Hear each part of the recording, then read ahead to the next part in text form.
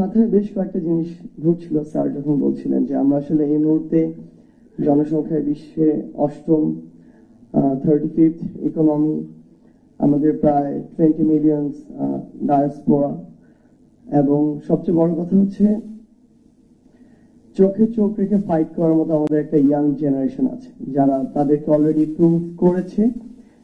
যখন আমাদের যারা অগ্রজ তারা তাদের জায়গা থেকে চেষ্টা করতে করতে একটা সময় এমন অবস্থায় গিয়েছে যে ভাবছিল যে আল্লাহ না চাইলে মনে হয় আর সম্ভব নয়, তখনই সেই ইয়াং জেনারেশন বিন্দুমাত্র জীবন রক্ত কোনো কিছুর পরোয়া না করে সেই দানবের সামনে নেমে পড়ে এবং সেই দানব যা কিছু কেড়ে নিয়েছে, কিন্তু বিন্দুমাত্র নেগোসিয়েশন না করে বাংলাদেশকে নতুন একটি স্বাধীনতা এনে দিয়েছে। এবং আমার জায়গা থেকে মনে হয় মাত্র স্যার যেটি বললেন যে আমাদেরকে আসলে এই কঠিন সময় যদি আসে তাহলে ইউক্রেনকে তো অনেকে প্রোটেক্ট করছে, আমাদেরকে কে করবে? আমরা আপনাদের আশ্বস্ত করতে পারি এই ইয়াং জেনারেশনের উপর ওইটুকু ট্রাস্ট রাখতে পারেন যে শরীরে আমাদের এক ফোঁটা রক্ত থাকা পর্যন্ত আমাদের দিকে ওই দৃষ্টিটা আর কেউ তাকাতে পারবে না। আমরা আমাদের জায়গা থেকে গ্রাউন্ডের বিভিন্ন জায়গায় গ্রাউন্ড ওয়ার্ক করার চেষ্টা করি। আমাদের একটা ছোট্ট টিম, একদম আনঅফিসিয়ালি, যেহেতু আমাদের এই মুহূর্তে টপিক আমি যেটা দেখলাম যে ফ্লারিশিং ইকোনমিক্স অফ দ্য বে অফ বেঙ্গল। অ্যাকচুয়ালি আমরা যদি আমাদের বাংলাদেশের পার্সপেক্টিভে চিন্তা করি, বে অফ বেঙ্গল হয়ে পুরো বিশ্বে আমাদের ইকোনমিকে ফ্লারিশ করার আগে দেশের ভিতরের কিছু জায়গা, যেই জায়গাগুলোতে পরিবর্তন খুবই জরুরি এবং এটা সম্ভব না হলে আলটিমেটলি ন্যাশনাল থেকে গ্লোবাল লেভেলে ফ্লারিশ করার মতো যে ওয়েটা, সেই ওয়েটা আসলে সবসময় বাধাগ্রস্ত হবে এবং আমরা আমাদের কাঙ্ক্ষিত লক্ষ্যে পৌঁছাতে পারবো না। তো আমরা আমাদের জায়গা থেকে আজকে এই গল্পটা প্রথম শেয়ার করছি। ছোট্ট একটা টিমকে, 3 জনের একটা টিমকে আমরা আসলে বৈষম্যবিরোধী ছাত্র আন্দোলনে যারা এই অভ্যুত্থানের গুরুত্বপূর্ণ জায়গায় কোঅর্ডিনেট করেছে তাদেরকে আমরা দায়িত্ব দিয়েছিলাম যে কেন আসলে এই যে দ্রব্যমূল্যের যে ঊর্ধ্বগতিটা হচ্ছে, আমরা অর্থনীতি নিয়ে কথা বলছি, অথচ আমার দেশের এই যে বিশাল সংখ্যক একটা মানুষ, একটা অন্তর্বর্তীকালীন সরকার চেষ্টা করছে, তারপর তাদের মানে অর্থনীতিতে এত দিক থেকে এত মানুষের চেষ্টা, কিন্তু তাদের হাতের নাগালে এত চেষ্টার পর সরকার কত জায়গায় তাদের ভ্যাট ট্যাক্স মওকুফ করেছে, সরকারের অনেক দিক থেকে আয়ের পথগুলো পর্যন্ত রহিত করেছে সরকার, তারপরও অতি নিয়ন্ত্রণ করা যাচ্ছে না। তো আমাদের এই টিম প্রায় 1 মাস কাজ করেছে এটার পিছনে, একদম আনঅফিসিয়ালি। তো এরপরে আমাদের ফাইন্ডিংস যে জিনিসগুলো এসেছে, আসলে আমরা আজকে আমি আমার জায়গা থেকে বিষয়গুলো এখানে অবশ্যই একটু সংক্ষেপে তুলে ধরতে চাই। কারণ আমার মনে হয়েছে যে আমরা অর্থনীতির কথা চিন্তা করব, অথচ আমাদের যে খেটে খাওয়া মানুষ, প্রায় 60-70% মানুষ, যাদের আসলে এত কষ্টের জীবন ধারণ প্রত্যেক দিনের হিসেবে প্রত্যেক দিন করতে হয়, তাদেরকে কিভাবে আমাদের কিছু চক্র, কিছু মানুষ জিম্মি করে ফেলছে। এবং আমরা যদি আমাদের অর্থনীতিকে উত্তরণ করতে চাই, অল্প কিছু মানুষের কাছে আমাদের জিম্মি হওয়া থেকে আমাদের উত্তরণ ঘটাতে হবে। তো আমরা যেটা দেখলাম যে আমাদের এখন একজন ধরেন উপদেষ্টা আছেন, বাণিজ্য উপদেষ্টা, এই পদে এর আগে মন্ত্রী হিসেবে থাকতেন, বাণিজ্য মন্ত্রী। তো আপনি উপদেষ্টাই বলুন আর বাণিজ্য মন্ত্রী বলুন, আমি শুধু এখনকার সময় বলছি না, পূর্বের সময়ের কথা বলছি, একসাথে ওভারঅল এই জায়গাটাতে যে মানুষটা বসেন, দুইটা ভাগে হতে পারে। একদম খুব সাদামাটা ভাবে যদি ভাগ করি, হয় তিনি বাণিজ্য সংশ্লিষ্ট অর্থাৎ বড় একজন বিজনেসম্যান, যার এক্সাম্পল এখন আমরা দেখতে পাচ্ছি ওই ফ্যামিলির একজন মানুষ, অথবা যেটি দেখা যায় যে যার বড় বড় বিজনেসম্যান তাদের একজন স্টেক হোল্ডার, অংশীদার, তাদের একজন শেয়ার হোল্ডার। এটা প্রত্যক্ষভাবে না, প্রচ্ছন্নভাবে পরোক্ষভাবে যে শেয়ার আসলে তারা সরাসরি এখানে নেন না, মানুষ দেখেনও না, যে শেয়ার জমা হয় হয়তো বা ওই যে আমাদের ওয়েস্টে গিয়ে আর কি। তো এই যে মানুষরা, তারা তাদের জায়গা থেকে যখন ওই চেয়ারটাতে থাকেন, আমি বেশ কয়েকটা আমাদের ফাইন্ডিংস নিয়ে কথা বলবো, তখন এই মানুষগুলো ওই চেয়ারটাতে বৃহৎ অর্থে দেশ বা দেশের মানুষের কথা চিন্তা না করে নিজের পরিবারের লাইফ টাইম একটা মানে অর্থনৈতিক সাম্রাজ্য তৈরির চিন্তা করেন, আর যেটা তিনি না তার পরের 5 পুরুষে শেষ করতে পারবেন না কোনোদিন। এই জায়গাটাতে তাদের মাথায় যদি তিনি বিজনেসম্যান হন, চিন্তা করেন ক্ষমতা তো 1, 2, 5 বছরের জন্য, কিন্তু আমার বিজনেস সারা জীবনের জন্য, আমার পরবর্তী প্রজন্মের জন্য।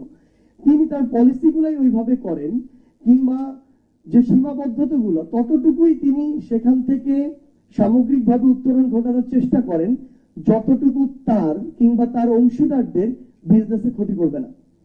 এটা চিন্তা করেন না যে কতটুকু আসলে বাংলাদেশের জন্য প্রয়োজন, বাংলাদেশের মানুষের জন্য প্রয়োজন।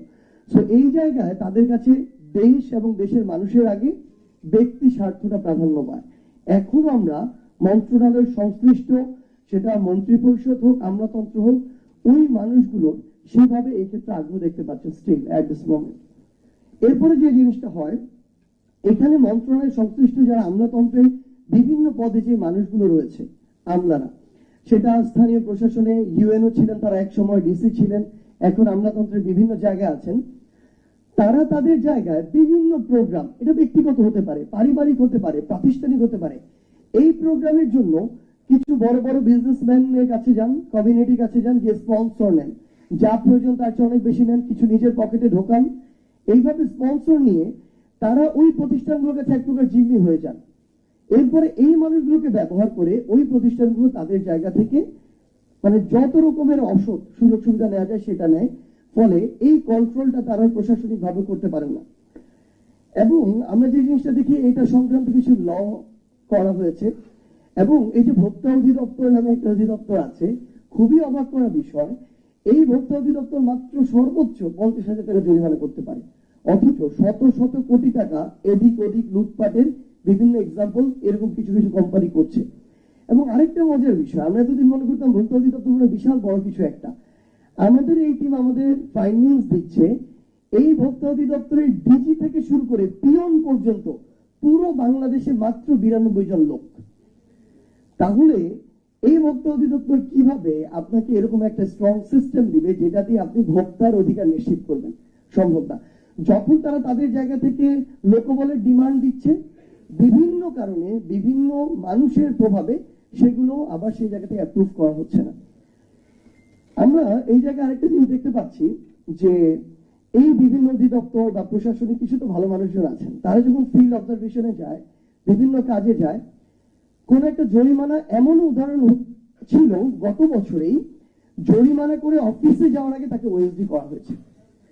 সো কোন একজন অফিসার বা কর্মকর্তা ওইটুকু সাহসও করতে পারেন না, কারণ সে যখন কোনো কিছু না করে এসি রুমে অফিসে বসে থেকে তার জায়গা থেকে আরামসে চাকরি করতে পারেন, তাহলে কেন স্ট্রংলি একটা কাজ করতে গিয়ে নিজের চাকরি বা জীবনের রিস্ক নেবে?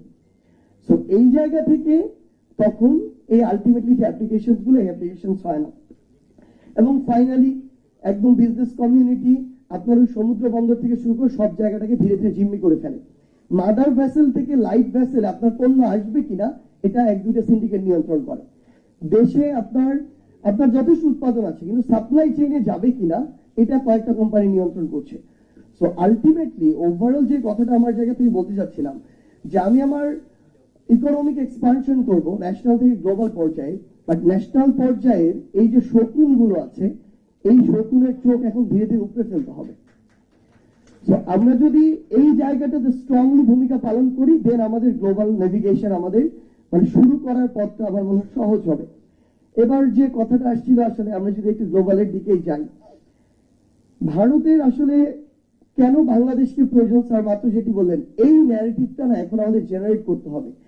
এতদিন তাদের প্রভুত্ব যখন আমাদের নেতারা স্বীকার করে নিয়েছিল, সো নেতারা এমন ভাবে আমাদের মেন্টালিটি সেট করার চেষ্টা করছিল যেন আমরা তাদেরকে প্রভু মনে করে সামনের দিকে এগিয়ে যাই।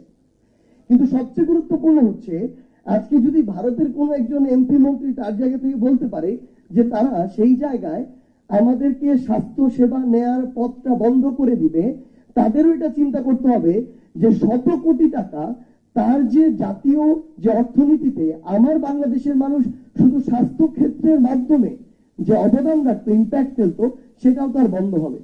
সবচেয়ে গুরুত্বপূর্ণ বিষয় হচ্ছে, আমি যখন টাকা খরচ করব, হয়তো আমার নতুন একটা পথ খুঁজে পেতে কিছুদিনের একটা স্ট্রাগল হবে, বাট এরকম কিছু অস্বস্তিকর পরিবেশ আবার আমাকে মানে সাস্টেইনেবল ডেভেলপমেন্ট এবং সবচেয়ে বড় কথা হচ্ছে গ্লোবালি অ্যাডাপ্টেশনের জন্য হেল্প করবে। আমাকে আরো 10টা পথ কোন দিকে খোলা আছে সেটা এক্সপ্লোর করতে সহযোগিতা করবে।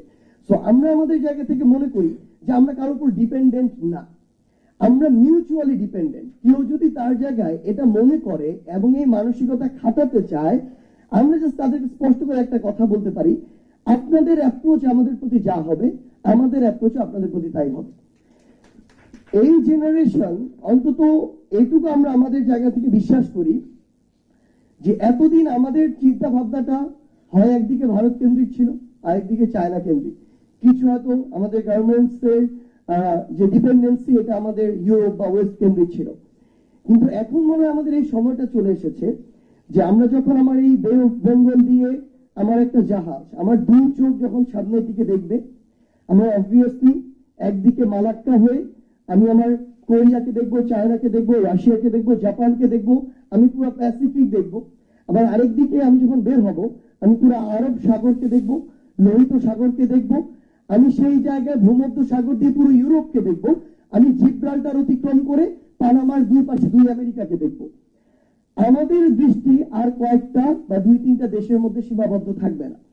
সো আমরা আমাদের জায়গা থেকে শুধু একটা জিনিস বলতে চাই যে আমাদেরকে কুক্ষিগত করে রাখা হয়েছিল কেন? নিজেদের ক্ষমতাকে সিকিউর করার জন্য আমাদেরকে ভয় দেখানো হয়েছিল। ঠিক কেন? কারণ যারা তাদেরকে ওই ক্ষমতার প্রোটেকশন দেয় তাদেরকে যেন আমরা ভয় করি। সো এখন আমরা আমাদের জায়গা থেকে জাস্ট একটা জিনিস বলি যে আমাদের এখন দৃষ্টিটা অনেক তীক্ষ্ণ করতে হবে। আগে ছিল আমরা নিজেদের মানে গা বাঁচানোর পলিসিতে ছিলাম, এই তরুণ প্রজন্ম এখন তাদের জায়গা থেকে অন্যের দিকে তীক্ষ্ণ দৃষ্টি দিবে। এই তরুণ প্রজন্ম তীক্ষ্ণ দৃষ্টি পৃথিবীর বিভিন্ন দেশে বিভিন্ন জায়গায় দিবে ঠিক এ কারণেই, কারণ আমি যখন জাস্ট নিজের সেফটি সেফ গার্ডের কথা চিন্তা করব তখন অন্যজন আমার দিকে নজর দিবে, কিন্তু আমার নজর যখন এখন গ্লোবালি যাবে তখন আমাদের জায়গা থেকে একটা জিনিস অন্তত হবে যে আমি নতুন কাউকে নেভিগেট করতে পারি আর না পারি, আমার উপরে কেউ নজরদারি করতে পারবে না। অর্থাৎ এক স্টেপ সামনে আমাদের জায়গা থেকে চিন্তাটুকু করতে হবে। এবং ফাইনালি জাস্ট একটা জিনিসই আমাদের জায়গা থেকে আমরা মনে করি, আমাদের এখন এক্সপানশন করতে হবে। ল্যান্ডের এক্সপানশন কতটুকু সম্ভব বা সম্ভব নয় সেটা সময় নির্ধারণ করবে। এমনও বলবো না যে কোনোদিন সম্ভব না, হতেও পারে, কিন্তু কালচারাল এক্সপানশন মাস্ট। বাংলাদেশের যে কালচার, এই কালচারকে আমাদের day by day global culture করতে হবে। তারা তাদের জায়গা থেকে ডমিনেন্সি ক্রিয়েট করেছে বিভিন্ন ভাবে, আমাদেরকেও আমাদের জায়গা থেকে আমাদের কালচারের মাধ্যমে আমাদের ইকোনমির মাধ্যমে এই ডমিনেন্সি আমাদের এই এরিয়া এই সীমানার এক্সপানশন ঘটাতে হবে। আমরা আমাদের জায়গা থেকে বিশ্বাস করি আমাদের যদি এইটুকু ইন্টিগ্রিটি যেটুকু আমরা এই অগস্টে দেখেছি এই জেনারেশন থাকে এবং বাংলাদেশের রাজনৈতিক দলগুলো, সাধারণ মানুষ এবং সরকারি কর্মকর্তা কর্মচারী যারা আছেন তারা এই রক্ত আর লাশগুলোকে সামনে রেখে এই জেনারেশনকে যদি সহযোগিতা করে তাহলে আমরা বিশ্বাস করি যে আগামীর বাংলাদেশ পৃথিবীর মানচিত্রে প্রভাব রাখায় নাম উচ্চারণ এই মানচিত্রটাকে আমরা যে জায়গায় দেখতে চাই, এই পতাকাটাকে আমরা যেভাবে উড়তে দেখতে চাই, আমরা বিশ্বাস করি আগামী 1 দশকে আমরা সেই জায়গায় দেখতে পাবো। সবাইকে অসংখ্য ধন্যবাদ।